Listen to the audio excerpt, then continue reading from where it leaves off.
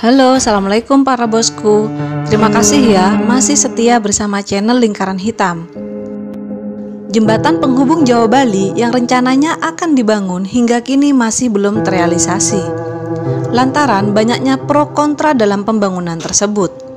Namun di balik itu semua ada misteri di balik kedalaman Laut Jawa Bali ini yang dikenal cukup angker. Agar tidak penasaran, mari kita bongkar misteri di kedalaman Laut Jawa Bali ini. Semoga konten ini dapat menginspirasi, bermanfaat, dan menambah wawasan bagi kita semua. Selat Bali adalah selat yang memisahkan antara Pulau Jawa di sebelah barat dengan Pulau Bali di sebelah timur. Selat Bali dihubungkan dengan layanan kapal feri dengan Pelabuhan Gilimanuk di Bali dan Pelabuhan Ketapang di Jawa. Dalam jangka panjang, selat ini rencananya akan dibangun jembatan yang menghubungkan kedua pulau tersebut. Pemerintah terus fokus dalam pembangunan antar pulau dengan membangun jembatan penghubung.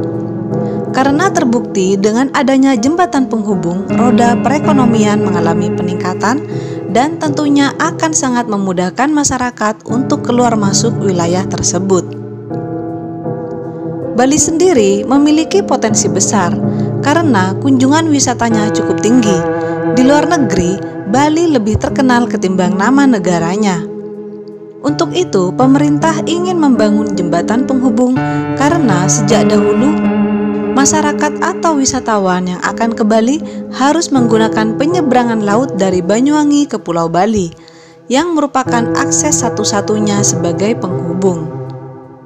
Pembangunan jembatan penghubung terkendala atas penolakan masyarakat Bali, tapi kita tidak ingin membahas itu. Namun yang kita bahas tentang misteri kedalaman laut yang menyimpan segudang mistis.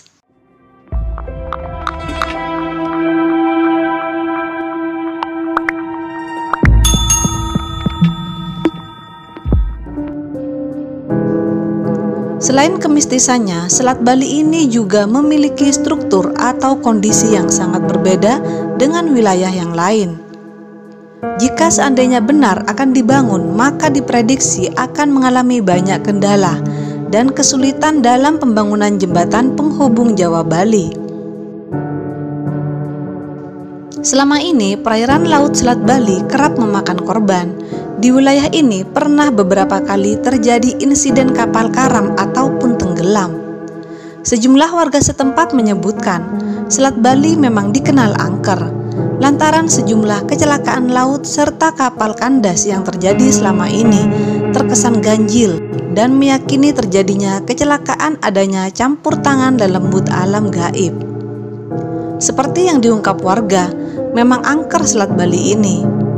Dulu ada kapal yang karam, tapi hingga saat ini belum ditemukan bangkainya.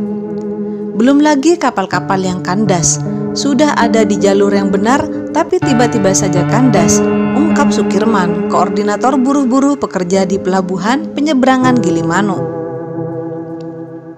Kepala Unit Penyelenggara Pelabuhan atau UPP, Kelas 3 Gilimanuk atau Syah Bandar Gilimanuk, menurutnya, karakteristik perairan di Selat Bali ini memang unik jika dibandingkan dengan perairan manapun di tanah air.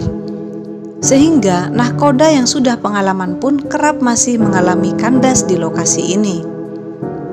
Penyebab utama kapal-kapal ini kandas ialah perubahan arus serta kecepatan angin yang berubah dengan tiba-tiba. Banyak insiden yang telah terjadi sebelumnya di Selat Bali, mulai dari kapal yang telah melewati jalur yang benar namun tetap karam dan terombang-ambing. Selain itu, banyak kapal yang kandas di tengah lautan karena terhantam ombak, padahal cuaca sangat cerah dan angin yang bertiup memiliki kecepatan rendah. Selain itu, kondisi pasang surut air laut yang memang kerap tak bisa diprediksi menjadi momok tersendiri bagi para nahkoda, terutama ketika hendak bersandar di dermaga Pelabuhan Penyeberangan Gilimanuk yang notabene dekat dengan pura Segara Gilimanuk tersebut. Arus di Selat Bali ini memang kuat sekali dan sering berubah secara tiba-tiba. Begitu pula dengan pasang surut air lautnya.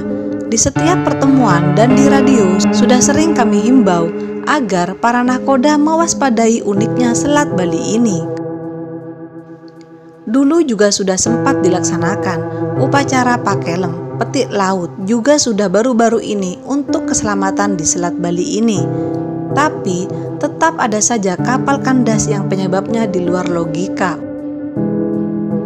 Selain itu, kondisi pertemuan arus dari arah-arah utara dan barat Pulau Jawa akan bertemu dengan arus dari arah selatan Pulau Jawa, Bali.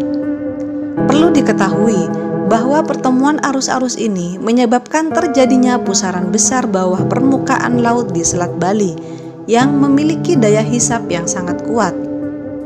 Apabila ada kapal yang melintas di atas pusaran ini, maka kapal akan bingung dan biasanya akan berputar untuk mencari jalur lain.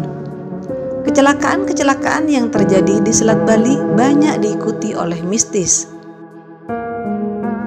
Ki Macan yang merupakan anak indigo mengungkapkan, di bawah permukaan Selat Bali terdapat segitiga Bermuda. Lebih jauh, ia juga mengatakan bahwa ada sosok penguasa Selat Bali bernama Kanjeng Dewi Lanjar. Ketika sebuah kapal melewati segitiga Bermuda Selat Bali, maka kapal tersebut akan tertelan oleh pusaran dan tenggelam di dasar laut.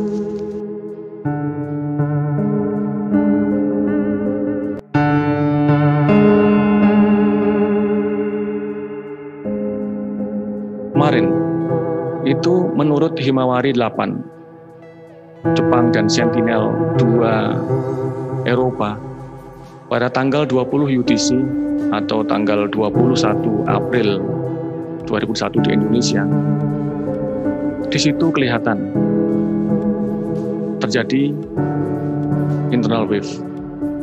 Apa sih internal wave di situ itu?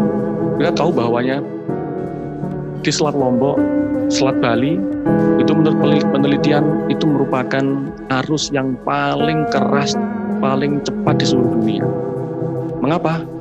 Karena merupakan pertemuan antara Samudra Pasifik dengan Samudra Hindia. Selain itu, adanya perbedaan dasar laut yang sangat signifikan.